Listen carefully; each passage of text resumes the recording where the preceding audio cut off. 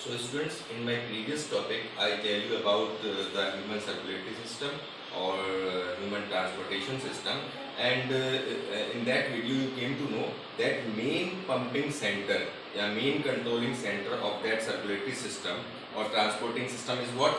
Heart. When heart pump the blood, then it transport from the heart to various part of the body, and when it expand, then blood comes back toward the heart. So, what is heart? We will try to understand now.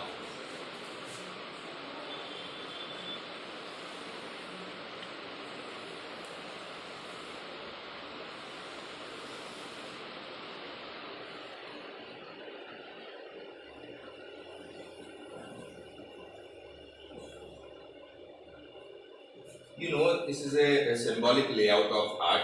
As you know, human heart or mammalian heart is four chamber. This is right auricle, left auricle, right ventricle, and left ventricle. And you know, this whole heart is covered by two-layer membrane, that is pericardium, and this pericardium is of two layer. The chamber of heart or whole the heart is covered by double layer of membrane. That membrane is pericardium, and in between the layer of pericardium there is a filling of particular fluid that we are referred as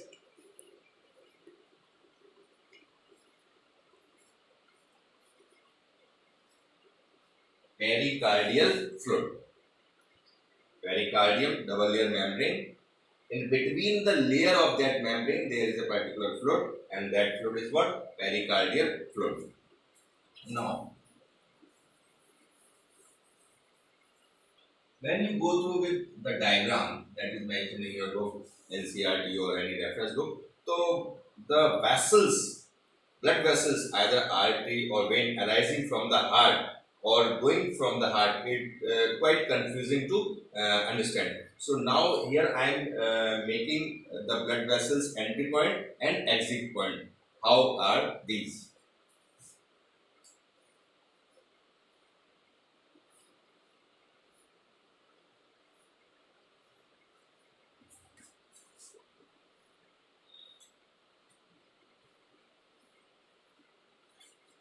You know, this is right atrium or right auricle, and here the duct or vessel I draw, that is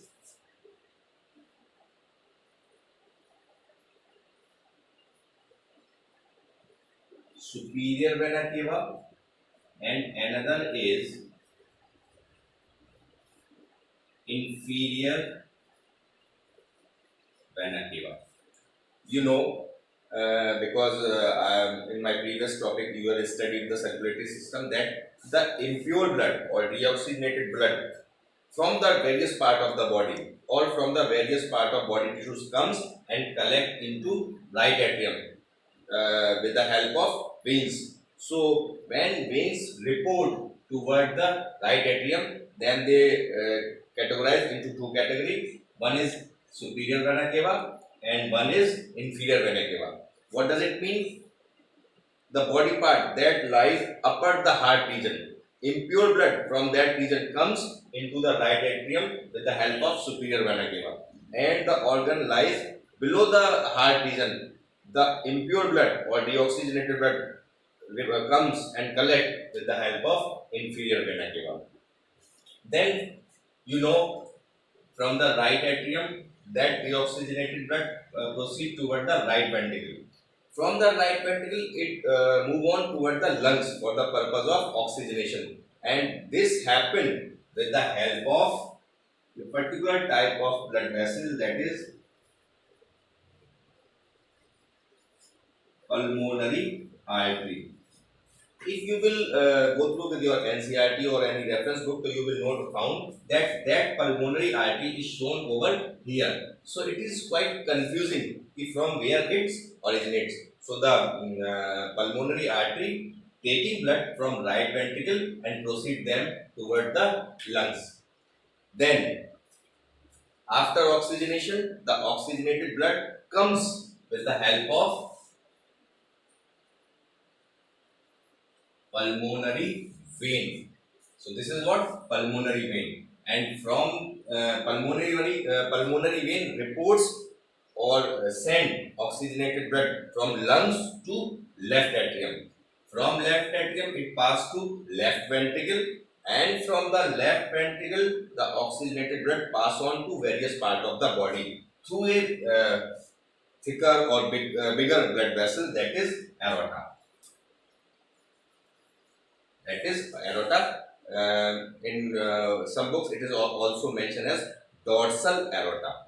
And here I would like to mention that in comparison to all the four chambers, left ventricle is quite bigger in comparison to the all, because it has to create a pressure.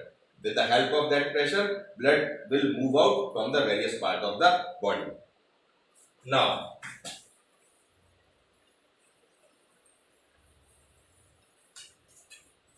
what is pressure? That is blood pressure.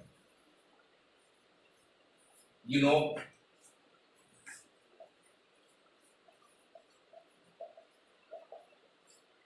a normal human is maintaining the blood pressure, that is 120 by 80 mm per hygroscopic pressure.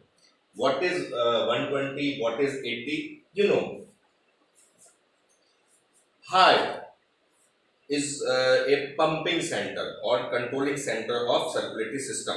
So when heart contract, blood move out from the heart to various part of the body, and when heart expand, then blood pulls toward the heart from the body tissues. So when heart contract, that movement of contraction is referred as systolic movement, and when heart expand,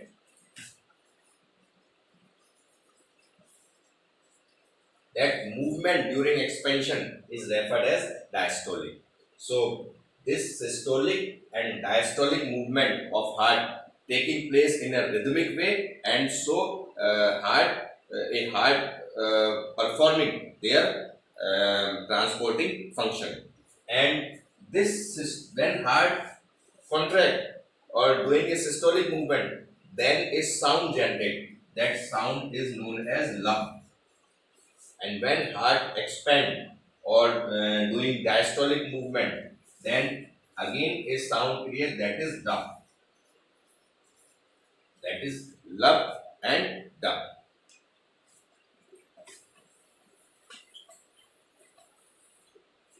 Blood pressure, या BP, is monitored with the help of a BP machine or blood pressure machine, that is technically known as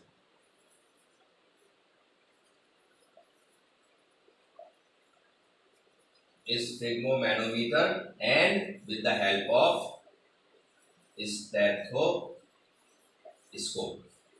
a very common machine, you know. Now,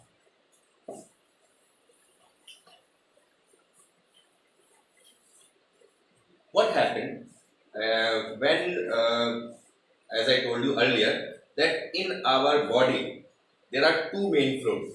One we have discussed, that is blood, earlier in my previous topic, and another is what? Lymph. In our body there is another important fluid that running parallel as the blood run inside the blood vessel. As the blood run inside the blood vessel, in a parallel to the blood vessel, there is another vessel that we are referred as lymphatic vessels, just parallel to the blood vessel. And inside the lymphatic vessel, there is a filling of a particular fluid, and that particular fluid is what? Lymph.